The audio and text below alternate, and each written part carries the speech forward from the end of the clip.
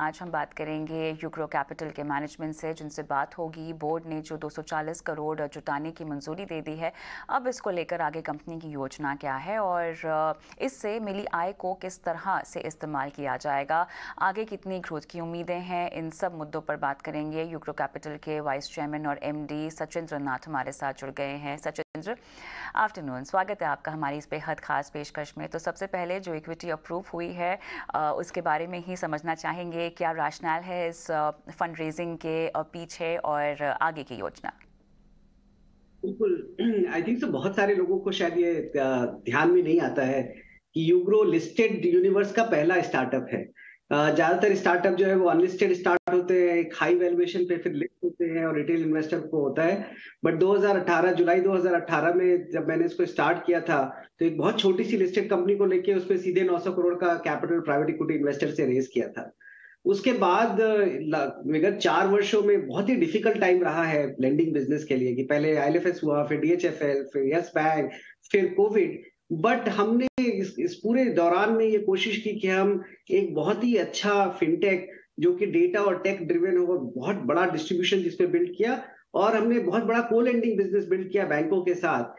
So last 4 साल में अगर आप देखें, Q4 21 में हम 1300 करोड़ के AUM पे थे, Q4 22 में हम 2970 करोड़ के AUM पे थे, और Q4 23 जो अभी बीता है उस पे हम 6000 करोड़ पे हैं।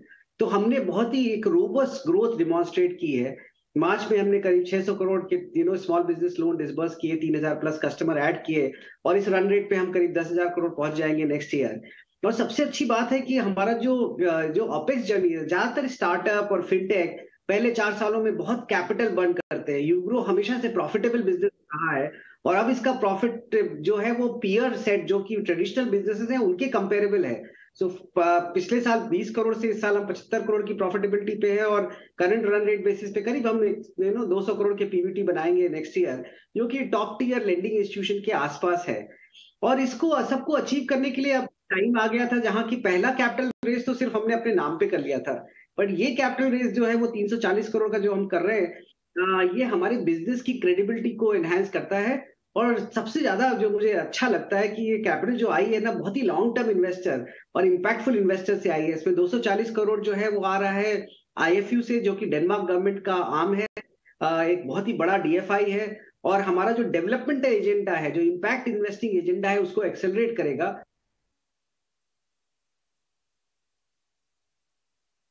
चलिए, तो यहाँ पर कोई तकनीकी दिक्कत, लेकिन जैसे कि बता रहे थे सचिंद्र कि आगे जिस तरह से उन्होंने अपने प्लान्स रखे हुए हैं जो कि थोड़े से एम्बिशियस भी हैं, 2000 करोड़ का AUM 2025 तक लेना है। आप हमारे साथ एक बार फिर जुड़ गए हैं सचिंद्र, और जानना मैं चाहती थी, जो आप बात कर ही रहे थे कि काफ़ी एम्बिशियस आपका प्लान है, 2025 में 20,000 करोड़ का AUM टारगेट, तो आपका काफ़ी बेहतरीन है। और कैपिटल जुटाने की आगे की आपकी ग्रोथ को लेकर क्या क्या योजनाएं हैं, आप शायद वही साझा कर रहे थे हमसे। देखिए, एक्चुअली ये एम्बिशन जो है ना, वो आप किस तरह से देखते हैं उसके ऊपर है। ये एक 20,000 करोड़ का हमारा पहला माइलस्टोन है। वो 2025 पे हो, 2026 के शुरू में हो, आगे हो या पीछे हो, पर एस्पिरेशन हम बड़ा लेके चलते हैं। आप अगर इस तरह से देखें, अगर बजाज फाइनेंस को आप 2008 में देखेंगे तो वो सिर्फ 3 या 4,000 करोड़ की AUM कंपनी थी, आज 2 लाख करोड़ के ऊपर की है। तो 15 साल में करीब CAGR 45% का ग्रोथ है। लेंडिंग बिजनेस, और वो भी SME, जो कि नेक्स्ट डिकेड का ग्रोथ इंजन है हमारे भारत के लिए, उसमें साइज बिल्ड करना उतना मुश्किल नहीं है। जो सबसे ज्यादा मुश्किल काम है, इसके लिए लाइबिलिटी को ऑगमेंट करना, कैपिटल ऑगमेंट करना, और क्रेडिट कॉस्ट को कंट्रोल करना, और बहुत हैवी इन्वेस्टमेंट करना डेटा और टेक्नोलॉजी में। जहां तक कैपिटल की बात है, ये बिजनेस कैपिटल का बिजनेस है, और हम एक तीन चीज मानते हैं। यूग्रो एक इंस्टीट्यूशनल प्लेटफॉर्म है, ये manage and supervise by independent board है, और प्रोफेशनली मैनेज कंपनी है।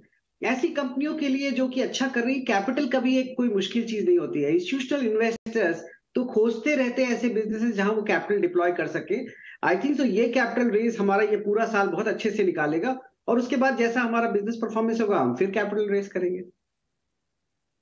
जी, समय की कमी है मेरे पास, लेकिन बहुत बहुत धन्यवाद, आपने समय निकाला और इतने विस्तार से कंपनी के तमाम प्लान्स को हमारे साथ साझा किया।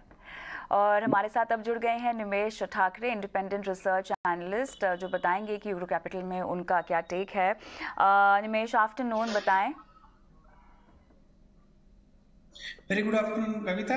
सी बेसिकली कंपनी जो है वो रफली 1000 करोड़ की मार्केट कैप की कंपनी है, और डेफिनेटली जिस तरह से मैनेजमेंट ने कमेंट्री दी है, पिछले सालों में काफी अच्छा ग्रोथ किया है। बट मेनली मुझे लगता है कि यहाँ से दो चैलेंजेस कंपनी के सामने, एक तो जो rising cost of structure capital जो बढ़ रही है, जो लोन के रेट बढ़ रहे हैं, और बैंक से जो कंपनी फाइनेंस लेती है वहां पर उसका स्प्रेड के ऊपर दिक्कत आ सकती है। सेकंड थिंग, कंपनी जो मेनली फोकस है वो बिजनेस ओरिएंटेड जो सेगमेंट है वहां पर फोकस है, और यहाँ से अगर रेट बढ़ने से इकोनॉमी में जो स्लो डाउन आने की उम्मीद एक तरफ से जताई जा रही है, अगर उसमें वहां कुछ भी प्लस माइनस होता है तो डेफिनेटली एक एनपीए ऊपर एक नेगेटिव इम्पैक्ट आ सकता है। हालांकि कंपनी का जो रिकवरी रेट है वो काफी अच्छा है, अराउंड 93% का कंपनी ने रिकवरी रेट रखा है, बट फिर भी वहां से एक ये दिक्कत आ सकती है।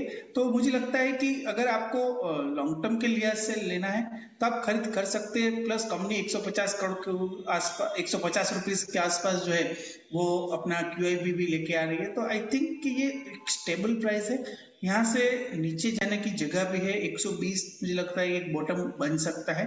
तो slowly and steadily long term के लिहाज से ले रहा हूँ तो आप एक्यूमुलेट कर सकते हो, एक साथ यहाँ से खरीद करने की मेरी सलाह नहीं है। और मुझे लगता है कि आने वाले दिनों में अगले एक साल का अगर व्यू लेके मुझे लगता है 225-230 का टारगेट प्राइस बन सकता है, लेकिन बाय ऑन डिप्स की रणनीति ये स्टॉक के अंदर बनानी चाहिए।